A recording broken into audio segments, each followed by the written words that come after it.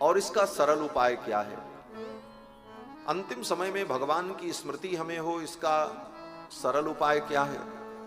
तो सुखदेव जी कहते हैं इसका सरल उपाय है कि बार बार भगवान के गुणों का वर्णन, भगवान की लीलाओं का श्रवण, भगवान की लीलाओं का वर्णन, भगवान की चर्चा। हमारे जीवन में जितनी भगवान की चर्चा होगी उसका परिणाम यही होगा कि जब जीवन का अंतिम क्षण आएगा तो भगवान की ही स्मृति होगी।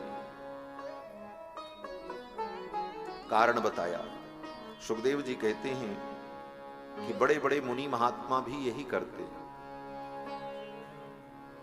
जन्म जन्म मुनि जतन कराही, अंतराम कही आवत नहीं। तो इसके लिए मुनि महात्मा क्या करते हैं? कहते हैं प्रायेण मुनयो राजन निवृत्ता विधिषेधतः नैर्गुण्यस्थारमन्ते स्म गुणानुकथने हरेः। बड़े बड़े त्रिगुणातीत महापुरुष भी भगवान के गुण वर्णन में अपने समय को व्यतीत करते। इसलिए हे राजन, इदं भागवतम नाम पुराणम ब्रह्म संहितम, ये पुराण जो भागवत पुराण है, इदं भागवतम नाम पुराणम ब्रह्म संहितम। ब्रह्म संहितम माने ब्रह्म के समान है।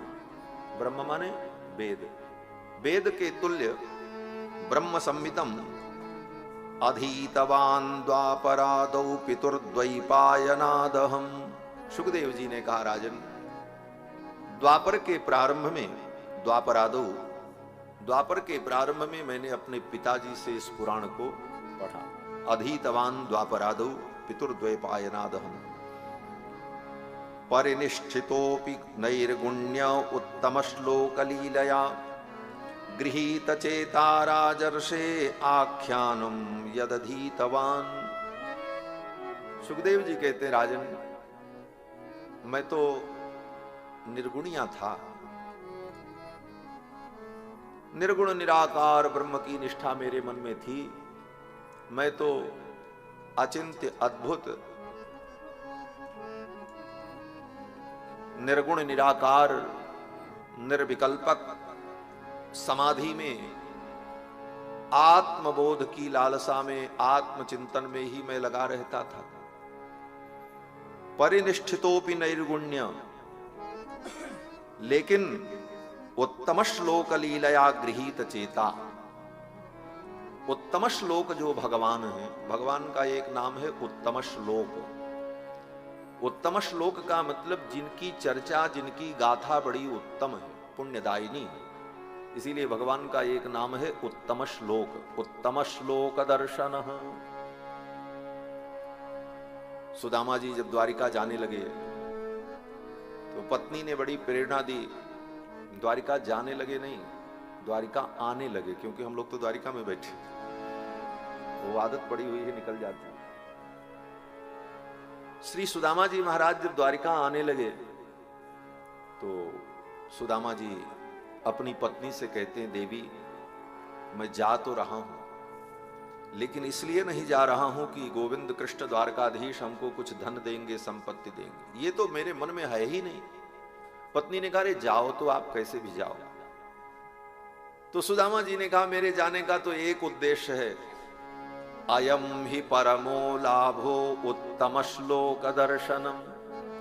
अयम ही परमो लाभो, मेरा तो परम लाभ ये है कि उत्तम श्लोक दर्शनम, मेरे कृष्ण जो उत्तम श्लोक हैं उनका दर्शन मुझे मिलेगा। तो उत्तम श्लोक भगवान का नाम है।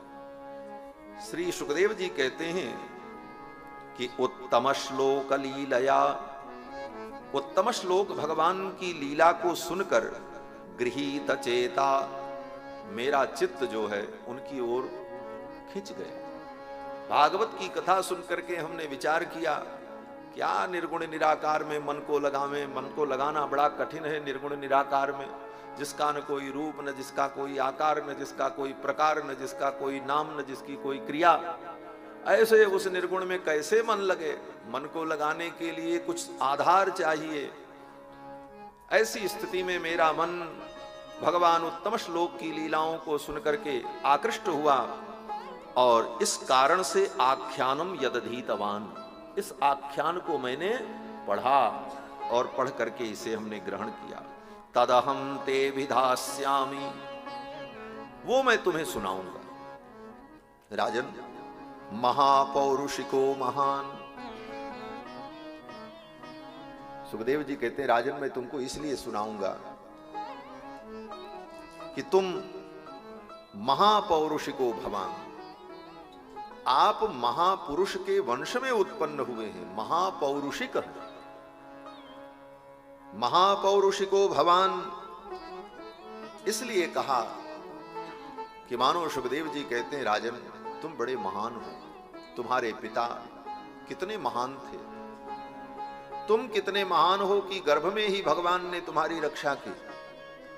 तुम्हारे पिता अभिमन्यु साक्षात गोविंद कृष्ण के शिष्य थे, तुम्हारे बाबा अर्जुन भगवान के परम सखा, तुम्हारी दादी उनकी परम सखी द्रौपदी, तुम्हारी परदादी कुंती उनकी सगी बुआ। ऐसे महान लोगों के वंश में तुम उत्पन्न हो, महापौरुषिको भवान। महाभागवतों के वंश में उत्पन्न होना भी साधारण बात नहीं है। महापौरुषिको भवान यस्य श्रद्धतामासु स्यान मुकुंदे मति सति। और तुम्हारी मति जो भगवान में लगी, राज्य छोड़कर सब कुछ छोड़कर गंगा के तट पर आत्म कल्याण के लिए तुम आए। राजन, तुम्हारी मति जो है ना वो सती है। स्यान मुकुंदे मति ही सती। भगवान मुकुंद में हमारी मति हो तो वो मति सती है, और भगवान मुकुंद में हमारी मति न लगी तो वो मति क्या है? बोले वो सती नहीं है, वो असती है, वो व्यभिचारिणी।